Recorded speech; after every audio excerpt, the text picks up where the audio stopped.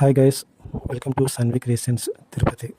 తిరుపతిలో నిన్న జూన్ 22వ తేదీ ఆదివారం తిరుచానూరులో కేకే ఫంక్షన్ హాల్లో ఇండిపెండెంట్ ఫిలిం మనలో ఒకడు ఫస్ట్ లుక్ లాంచ్ అయిందండి.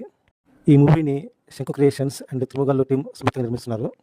ఇది వచ్చేసి ఒక క్రైమ్ థ్రిల్లర్ జనర్ అండి. అండ్ ఈ మూవీని డైరెక్ట్ చేస్తున్న వారు గణేష్ పూజారి, 25 కుర్రాడు.